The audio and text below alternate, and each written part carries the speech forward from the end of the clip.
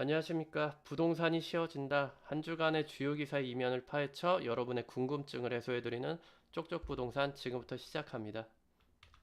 자, 금주의 뉴스입니다. 첫 번째 뉴스. 내년 주택시장 침체될까? 가격 거래 공급 트리플 악재 가득. 이제 올해 발표된 다양한 규제 정책이 본격화되면서 내년 주택 공급이 전반적으로 감소할 것으로 예측했습니다. 공급 물량은 인허가 48만 9천 호, 착공 38만 호, 분양 22만 5천 호, 준공 52만 1천 호로 예상을 했습니다. 그래서 서울은 소폭 상승이 전망되지만 지방이 올해와 비슷한 수준으로 0.9% 하락하면서 전국적으로 하락세 전환을 예측을 했습니다. 과연 그렇다면 저희는 진짜 공급 물량이 감소하는 것일까 궁금합니다. 이에 대해서 확인을 해보았습니다. 일단 주택을 공급하는 절차는 다음과 같습니다. 첫 번째로 사업계획을 승인해서 인허가를 받고 1년 뒤에 착공을 해서 입주자 모집 공고, 분양 신청을 받게 돼 있습니다. 그 다음에 2년 안으로 공사를 완료하고 준공 검사를 하게 되어 있습니다. 이 준공 검사를 한 다음에 등기를 쳐서 입주를 함으로써 저희가 주택 공급이 완전히 이루어지게 된다고 볼 수 있습니다. 그렇다면 기사에 나온 물량을 여기에 대입을 시켜본다면 제가 공급 물량이 사업계획 승인이 48.9만 호고 착공이 60만 호, 공사연료 및 준공검사가 52만 호인데요. 내년 19년도에 공급되는 물량은 이 준공검사가 되는 52만 호가 공급된다라고 보시면 되겠습니다. 그렇다면 작년이나 재작년도부터 우리가 공급이 몇만 호가 이루어지고 있는가 한번 알아보도록 하겠습니다. 17년 10월부터 18년 9월까지의 주택 준공 실적입니다. 여기서 보시면 5만 호부터 6만 호까지 왔다 갔다 하는데요. 17년 10월부터 18년 9월까지가 총 62.2만 호가 공급이 됐습니다. 따라서 이 그래프로 따져 본다면 52만 호는 약 10%에서 15%가량 줄었다고 볼 수도 있겠습니다. 그렇다면 우리는 집값이 공급 물량이 주는데 하락세로 전환될까? 이렇게 예측을 했기 때문에 이 부분에 대한 궁금증이 해소가 필요합니다. 그래서 제가 의미 있게 본 지표는 주택 자가 점유 비율입니다. 일단은 주택 매매 가격 증가율 추이를 보시게 되면 2008년부터 2014년까지를 부동산 하락기로 좀 보게 되겠고요.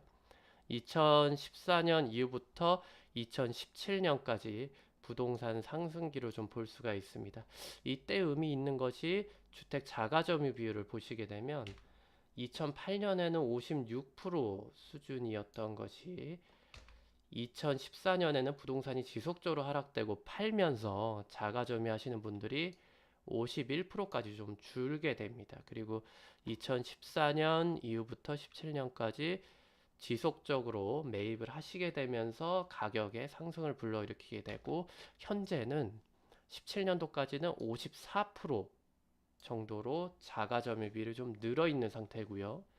18년도에는 제가 한 55% 정도 예측을 해봅니다. 왜냐면 17년도부터 18년 현재까지도 가격이 지속 상승을 해왔기 때문에 18년도에도 소폭 상승된 55% 또는 56% 수준에서 우리가 주택 자가점유 비율이 이루어질 것이다 라고 예측을 할 수 있게 되겠고요.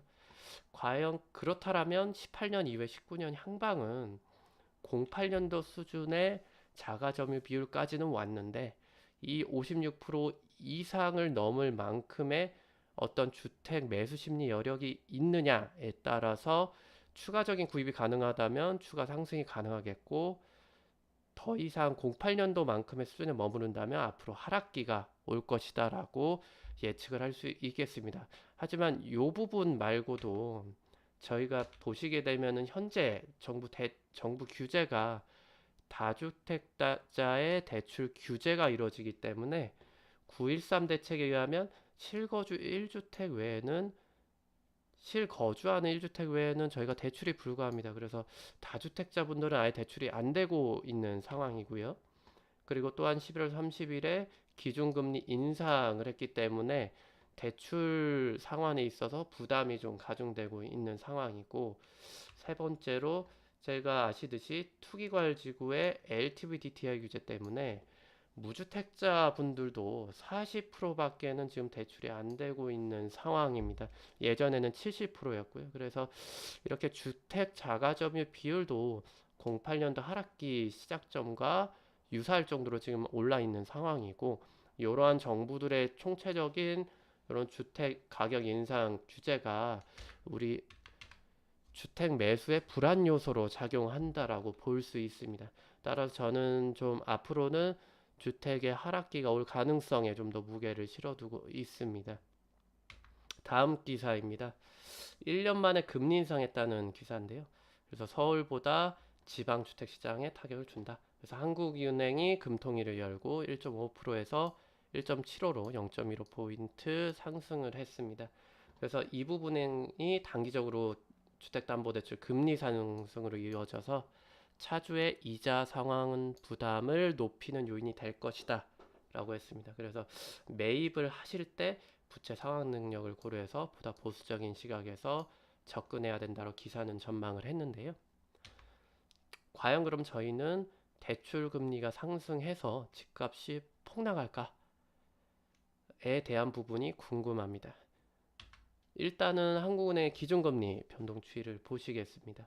2000년도부터 2018년도까지 이러한 그래프를 그리게 되어 있는데요. 일단은 저희가 2008년도까지를 보시면 2008년도에 우리가 리먼 브라더스 금융위기 사태가 있었죠. 그래서 그거를 계기로 경기를 부양하기 위해서 기준금리를 대폭 인하를 해서 2%까지 인하를 합니다. 그리고 소폭 상승을 하다가 이제 2012-13년도 요때가 최경환 씨의 부동산 부양책으로 인해서 대출 빚내서 집 사라 라는 얘기가 있던 시절이거든요. 그래서 기준금리를 지속적으로 낮췄고 이때부터 본격적으로 주택 상승의 신호탄이 되었습니다. 그래서 2017년 3월에 최저 1.5%를 찍고 현재는 주택 가격도 많이 상승했고 그래서 정부에서 1.75포인트로 지금 올라가 있는 상황이 되겠습니다. 요 그래프를 보시면 현재도 상당히 금리가 높다라고 보기는 좀 어렵다라고 볼 수 있겠고요. 그래서 이 부분에 대한 부분이 과연 주택을 구입할 때 정말로 부담이 될 것인가? 저는 부담은 적다라고 보는 입장입니다. 다음 통화량을 보시게 되면 이 통화량이 기준금리보다 중요한 점이 뭐냐면은 통화량 증가율의 퍼센트에 따라서 주택 매매 가격이 변동이 됩니다. 이게 추세가 맞는 게 통화량 증가율이 14년도까지는 전반적으로 하락했고 14년부터 18년도까지는 지속적으로 통화량 증가율이 상승을 했습니다. 이 부분은 다음에 보시는 부동산 하락기와 상승기와 맞물려서 지표가 유사하다고 볼 수 있는데요. 제가 18년도에 9.3%를 찍고 19년도에는 약간 소폭 하락할 것으로 저희는 전망을 하고 있습니다. 그래서 이 통화량 증가율이 부동산이 폭등을 시작했던 13, 14년도에 비해서 그렇게 낮은 수치는 아니라고 생각이 들고요. 그래서 부동산이 과연 폭락할 것인가에 대해서는 약간의 의문이 있을 수 있겠습니다. 그래서 결론은 그렇습니다. 대출 금리는 여전히 낮은 수준이라고 저희가 생각을 하고 있고요. 그래서 대출 이자에 대한 부담은 높진 않을 것으로 예측하고 있습니다. 특히 소득이 좀 되시는 수도권에 계시는 분들은 대출이 기준금리가 0.25포인트 올랐다고 해서 대출 이자에 대한 부담이 높아서 집을 마구 판다라는 것은 좀 생각하기가 어려울 것 같고요. 그리고 두 번째로 통화량 증가율은 소폭 하락되겠지만 여전히 15년도 폭등했던 수준인 8% 이상은 유지를 할 것이고 통화량의 유동성은 여전히 풍부할 것이라고 생각이 듭니다. 그리고 이 풍부한 유동성이 풍부하지만 우리가 또 정부가 주택담보대출을 규제를 하기 때문에 주택 인상의 걸림돌이 되고 있습니다. 그래서 이 풍부한 유동성이 아파트나 이런 주택 부동산으로 몰리기는 힘들 것이다라고 생각을 하고 있습니다. 그 얘기는 반대로 대출 규제만 풀리게 된다면 추가 급등의 가능성이 있다라고 제가 전망을 할 수 있겠습니다. 그래서 현재 저희가 보수적 투자가 필요한 시점이냐, 케이스를 나눠서 레버리지 비율이 높아서 대출을 받지 않고서는 고액의 대출을 받지 않고서는 투자를 하실 수 없는 분들은 현재는 보수적인 투자가 필요한 시점이고요. 레버리지가 낮고 현금 보유율이 높으신 분들은 급매로 나온 물건에 대해서 입지가 좋고 향후에 급등의 가능성이 있는 지역은 투자를 하시면 되겠습니다. 그래서 제가 바라보는 수익 시점은 3, 4년 동안의 조정기 후에 규제가 풀리는 시점 정도가 됐을 때 아까 말씀드린 풍부한 유동성이 몰리게 되면서 가격이 오를 가능성이 있기 때문에 현재 레버리지가 낮으신 분들은 보수적 투자가 아닌 약간의 공격적인 투자를 하고 3, 4년 뒤에 수익을 보실 전략을 가져가 주시면 될 것 같습니다. 여기까지 설명을 드렸고요. 다음에는 좀 더 개별적인 물건의 케이스 사례로 찾아뵙도록 하겠습니다. 시청해 주셔서 감사합니다.